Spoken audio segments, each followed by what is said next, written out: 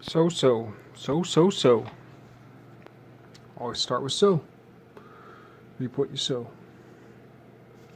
So on my last video, I touched on it.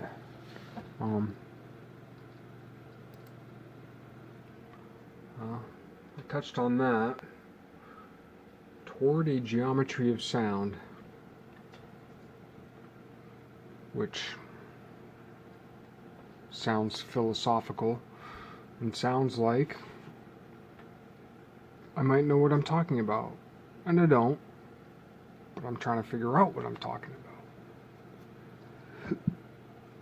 Also, I spoke of transition symbols. Yeah. So for instance, this transition symbol.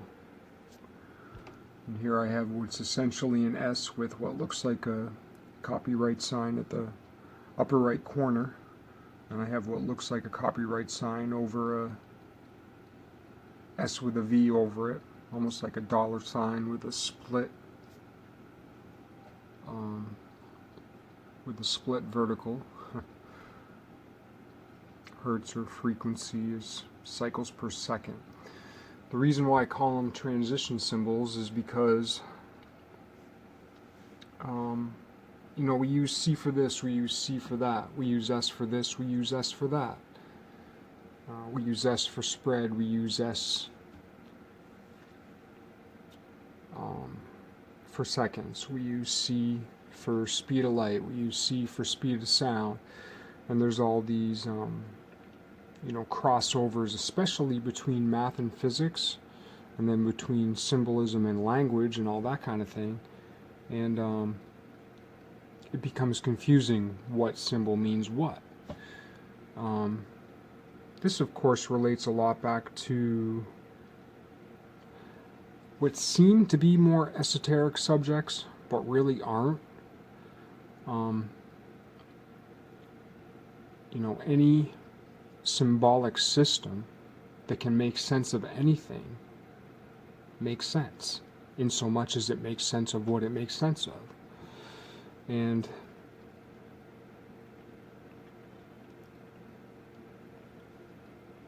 I only know English, and not very well, and I only know quote-unquote Hindu-Arabic numbers, and not very well. And that is such a small slice of symbolism. That's such a small slice of what symbolism, or what symbols symbolize phonetically. For instance, in my, I just today, I had the day off, kind of, because I have a horrible toothache, and I went to the dentist for the first time in 20 years. Yada yada yada. Anyway, by the time I was done with my rigmarole, it's best just to take the day off. And I have some penicillin, and I took some Advil, and a few days ago I started taking CBD oil because I thought it might help with the pain, and it does. I'm not saying it's the right thing to do, or anything that I do is the right thing to do, otherwise I wouldn't have had this problem with my teeth in the first place. But it's helping with the pain and the inflammation, and I've heard penicillin's bad. I've heard root canals are bad, so I'm not getting one. I'm just going to get it pulled, but it's going to be a while. So I'll be in this suspended state of delirium along with alcohol. It's not a good thing. However, while I'm in this bad state, I still am doing what I can to quote-unquote seek the truth. Unfortunately, it might be a clever diversion. And where that cleverness comes from, another story. Anyway, to make a long story long, transition symbols. And I went off on that tangent when I was starting to speak of like the phonetics of it. And for instance, and I'll get to it, this I've decided is going to be my transition symbol for the Hopper Lightfoot, in reference to Grace Hopper and the span of space that that light traverses in a nanosecond, which is approximately that many feet. And I decided when I was just trying to think about it that I'd call it the Leif. The Leif. The Leif. Leif. Leif. And I thought, well, maybe I could make it the Leif. Or the Leif. But the Leif. But anyway, it's one of those things where it's like leaf, left, Leif, Leif. Those subtleties of phonetics are extremely important, and as far as symbolism goes, and as far as like quote-unquote seeking the truth goes, its importance can't be overstated. However, the difficulty of truly identifying its importance in the very, very, very fine points of perfection, the difficulty of identifying those fine points cannot be overstated. At least if you're someone like me. And I don't know anybody like me. I am the dumbest person I know.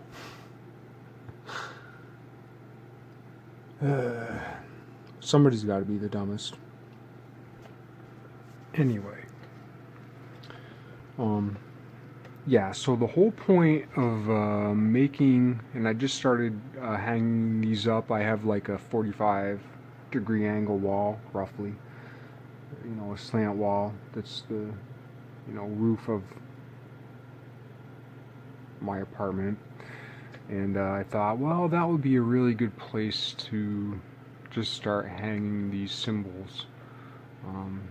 And the reason I'm trying to use transitionary symbols is because there's so many reused symbols in math and physics and geometry that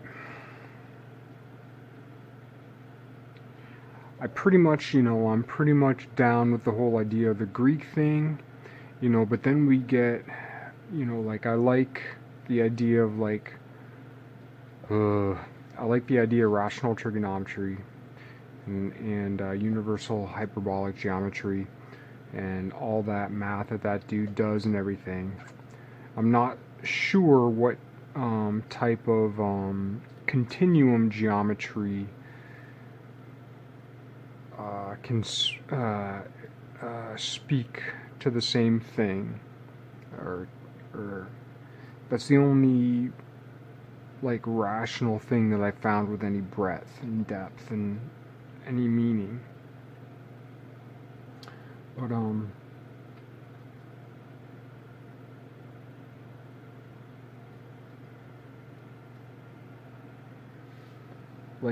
the whole thing with symbols and why I call it transitionary is because in some deeper structures, symbols come up. Textual numeric symbols come up. In interference patterns, or actually you don't even have to get very far into the Archimedes spiral before you find what look like Hindu Arabic numbers that are parts of the shapes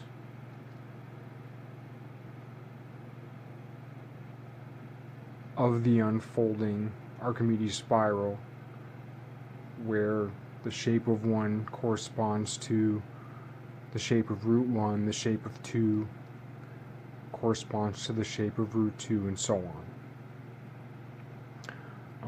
I hope to get to that.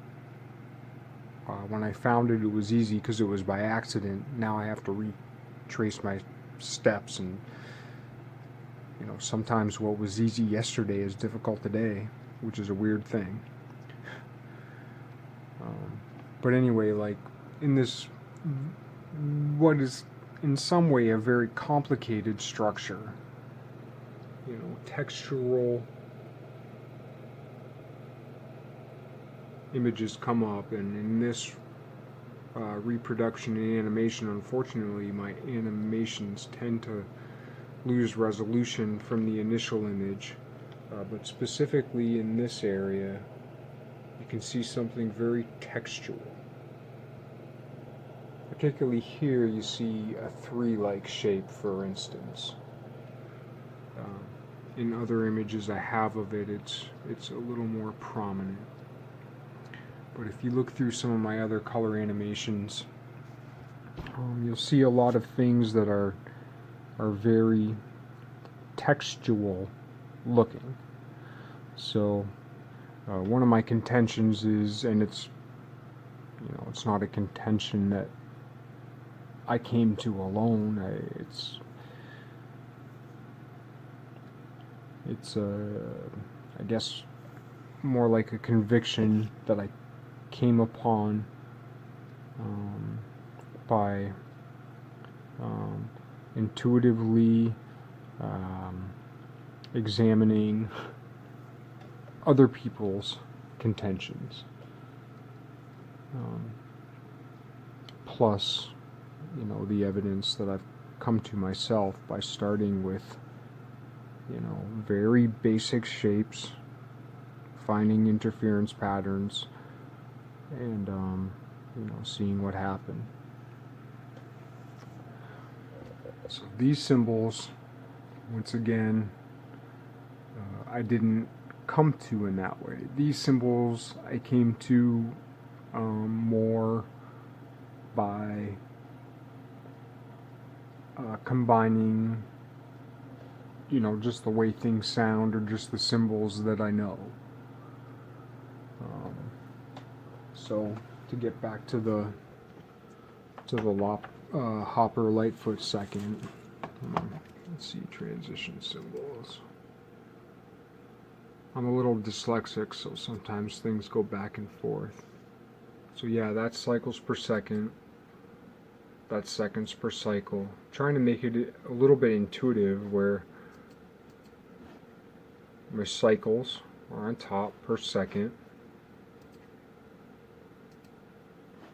And this is backwards S, seconds per cycle. This is a wavelength in inches. So the lines with the sinusoidal S is supposed to represent a wavelength, where the lines are like encapsulating it as a length, with the inches sign at the bottom. This is, I'm not saying it's the right thing to do, but it's a way of me kind of expanding my mind and expanding my symbolism. And it's a way of thinking about how, because for me, I'm completely English, which is completely Western, which is completely Romantic language, Latin, and all that. So, something like, Chinese or Hangul, I guess, what is it? What's Chinese? Mandarin, or like Hangul, Korean. I don't know what the Japanese language is called, I forget. All those kind of symbolic languages are just like, but if we begin to try to create our own language in any kind of way, we can maybe begin to see a little bit more what those types of things mean. And in this case, you know, I do.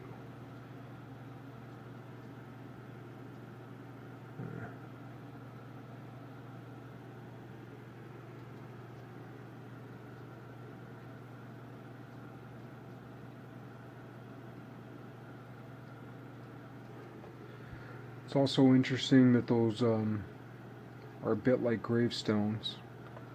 I'll have more to say on that in another video if I ever get to it, but it's not for today.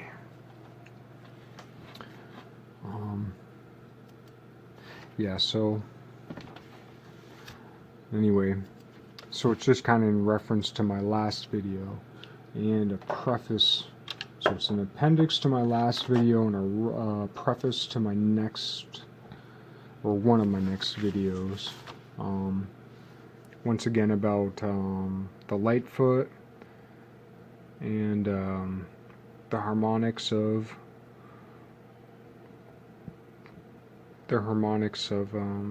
triangles. And I'd made a root, this was notes from my root 2, root 3, root 5 triangle. And again with my transition symbols, they're still in progress, so they change. So in some of these images, some of the symbols might be a bit different from one to the other, or I might have a few symbols that mean the same thing because I'm working it out, but they're really meant to be temporary symbols. They're meant to, like, in one sense, create greater, a more precise definition around the symbol, which is really just trying to create the concept of a greater definition around symbols in general. But they're also meant to break my false symbols, and they're meant to in that way, you know, create the space where maybe chipping away at that stone, I can, having created that space, actually create, discover, represent, find, co-create, whatever, the quote-unquote appropriate symbol, at least for the time. Because when it comes to eternity and like hyper saturation, maybe you can't ever come up with a perfect symbol, but maybe you can temporally come up with a perfect symbol. And if you can also come up with the right dynamics, like the right geometry and the right dynamics of a symbol that is not in a center but is organized around a center, as time changes, that symbol changes. As personal perspective changes, that symbol changes. So maybe you can come up with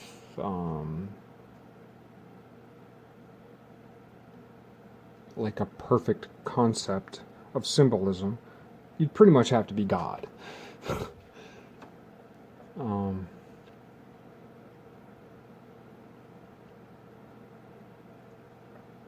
While never, you know, coming up with a perfect two-dimensional representation of a symbol. But temporally you could. And if you had a perfect 3+ dimensional, I'm prejudiced to the 6-dimensional idea, but you know, whatever the case may be, like if you came up with in your mind with a perfect symbolism, and someone else also came up with in their mind with perfect symbolism, then that than if you wrote something two-dimensionally, temporally, then that could be transmitted to someone else if they had, because they could interpret it. That comes to another video I'm going to make about symbolism, where it's interesting that the word symbol, symbol, for the image, and symbol, I'm not good at spelling. Symbol, and symbol, S something, MB something, L, like the thing you clang on. That's a glass, but are the same words. So if you're going to start studying symbolism, like, a symbol's pretty much the first place to go.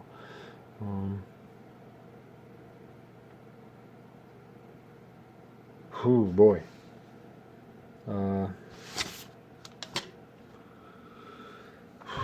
already too long. 8, 1, 10, 9, 8. Oh, got 2 8s. 8, 8, 7, 6, 1, 5,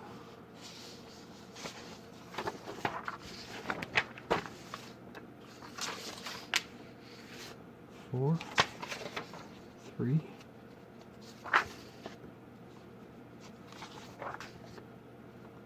2. Oh, where's 1? All right. 2, 3, 4, 1. 10, 5. 5.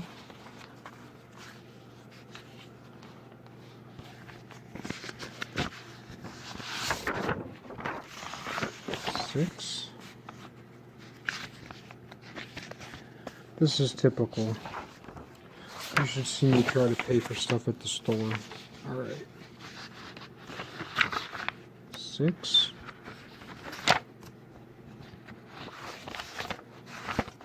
1,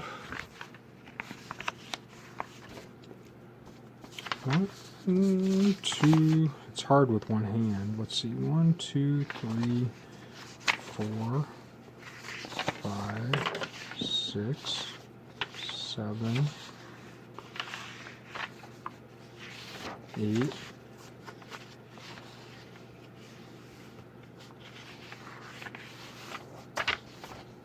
My other 8. 9, 10. I accidentally made 2 8s.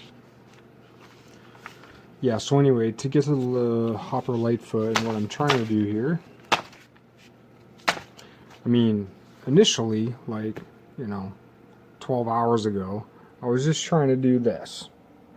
I was trying to make a little brick, a root 2 by, or rather a root 1 by root 2 by root 3 brick, and then my root 1 by root 2 side would have a root 3 diagonal. My root 1 by root 3 side would have a root 4 diagonal. My root 2 by root 3 side would have a root 5 diagonal, and then the big diagonal through the center of the body would be root 6. So I was just trying to make like a Hertz deal. I was going to make my root 1, which root 1 of course always is 1, and I was going to make my root 1 a light foot, and then so it was going to be root 2 light feet, root 3 light feet, root 4 light feet, root 5 light feet, root 6 light feet. And I was going to apply those as wavelengths to Hertz, which is what I'm going to do. I shouldn't say that, because I never know what tomorrow brings. But that's what I planned to do when I started this whole deal, but because this isn't my job, I don't do this, I'm not a mathematician, I'm not a physicist, I don't know shit about sound or physics or music or anything. I'm so interested though, and so I always kind of just fumble around with stuff, and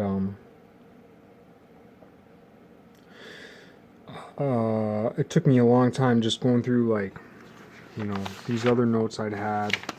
You know, these are from like months ago or whatever. Like some stuff I have is from like years ago, and it's just like if I go through something for days and days, then I can kind of get on a track, you know. But pretty much once I'm off it for a couple days, once I'm doing something else, I forget. But anyway, once I had this, I realized that I didn't have a symbol for the Lightfoot. I was just referring to it as, it referred to like nanoseconds and feet and blah blah blah, so on. So I decided, well, I need a symbol for Lightfoot. So this is part of my process, which might seem silly, and it is. So yeah, I got a lot of other stuff to talk about. One of the things, actually, this is a little bit to a side note. So trying to figure out hertz and like cycles per second. So that's hertz. That's my symbol for cycles per second. Cycles per second in a more succinct symbol. But anyway, amplitude. That I don't understand. Amplitude of a wave, which I understand as volume. And like, so sometimes I think of like, okay, so, you know, if this is the cycle that's governing our wave, then this would be like, quote unquote, an amplitude of 1? I mean, I don't know. Or would it be 2 if we're considering the radius, you know, like this, more or less a circle. But then if it's a lesser volume, is it tilting into the imaginary plane? So you're getting a epicycle and a lesser volume. But then if you have more volume, but you have the same like period or the same wavelength, then you have to be dealing with a bigger sphere. Unfortunately, I don't have a bigger sphere. So let's say this, you know, let's say this is this sphere, and let's say this disk is this, and this disk is this. Then this disk would be this, but like this. And then, but then it could also look, this disk could look like this disk if it was like this and like this. I can't really do it right, but you know, there'd be a way to manipulate that without perspective so that more or less, you know, this disk looked like this disk. So that's one of the things I don't understand about amplitude. But yeah, anyway, so as far as the symbols go, I guess I'm gonna have to, yeah, I'll have to do more on this other stuff later, but it's really hard for me to figure this stuff out. But I need to keep notes and like not just talk and, or not just like write or make symbols. Like, I need to talk and I need to share, because as dumb as I am, I might come onto something someday. It's so preposterous, but we really are in a different time. Things are different now than they've ever been, in a certain way, or at least in a certain way so far as I understand. And pretty much everything I've been taught as fucking complete, total, I want to say horseshit, but that's an insult to both horses and shit, so,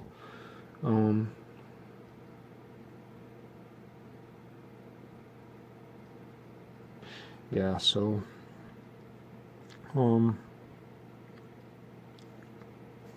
trying to quote unquote, you know, find the truth, or find what things are.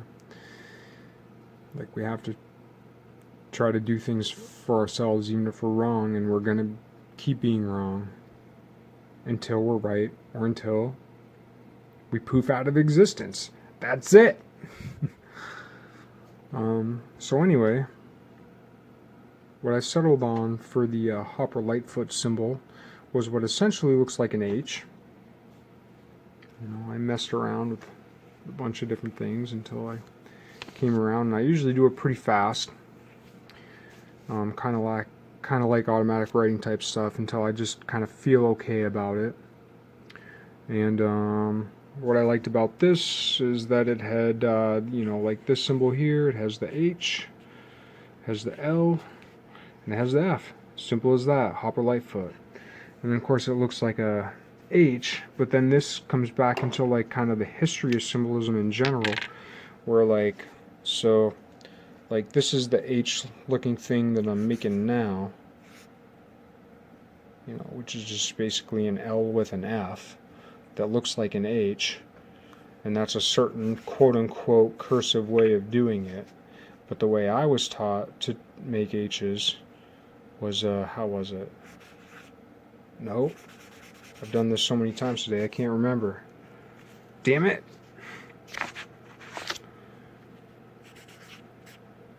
How the heck was it? It was something more. It was something more loopy. I can't remember exactly how it was, because I've been writing this symbol for hours now. I'll come back to it, even if I have to look in my own old junior high diaries. But then, then I thought, of course, of John Hancock with the big JH. What was that, Declaration of Independence or the Constitution? I think it was the Declaration of Independence. But like, how many symbols can we see in that? There's a lot going on. And a lot of times people like either condemn this type of quote-unquote symbolism, or they put it up on a pedestal, but really, in one sense, it's cryptic. In one sense, it might be something we never know. Like, had I not explained this symbol, what would someone think of it? Had I not explained what I thought of it, what would someone think of it? Yet at the same time, being as though it does describe a certain thing, it would come about. However, I also, this form of an L isn't new to me. It's something I was taught. Where does that come from? So in some sense, like all penmanship, calligraphy is and can be cryptic, meaning that it has something, personal. It has something subconscious. It has something that can't necessarily be explained rationally. At the same time, if you're being logical about something, which certainly John Hancock was, then there's also a hidden meaning, and it doesn't, and maybe that refers to something that we can touch upon, and maybe that doesn't refer to something we can touch upon. It's cryptic either way, and it's cryptic that we can touch and get to, like King Tut's tomb, we got to it, or it might be cryptic like something we can't get to, something that is just simply lost to time, lost to reason, as far as the shape and symbolism goes, but it always means something, and it always points back to something. And I guess the danger is that we can go too far in trying to understand what we as individuals can't understand. And but then also the danger is that we don't go far enough in trying to understand what we can understand. Everybody knows the name John Hancock. I don't know shit about the dude. The picture I got this from was from the first video I ever watched about him. And my grandfather worked for John Hancock Insurance. I don't know shit about the dude. Anyway, so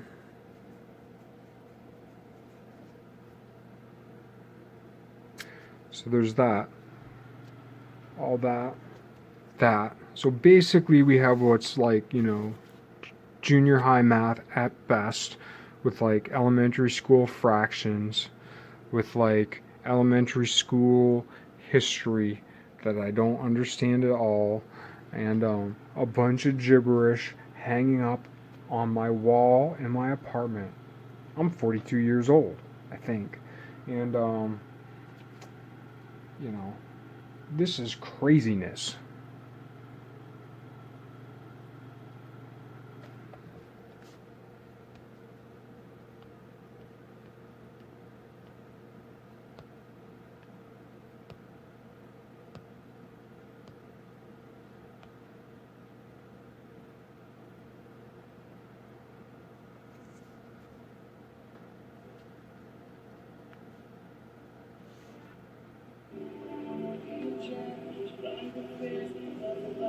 Right. Ridiculous. Crazy.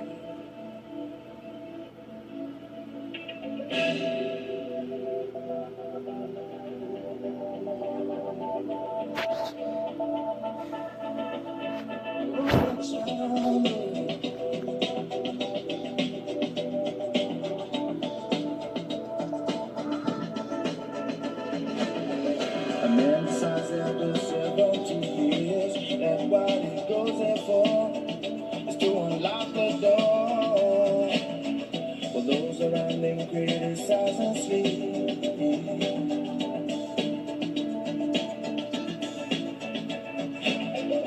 Through a fractal on that breaking wall, I see you, my friend, and touch your face again. Miracles will happen as we dream.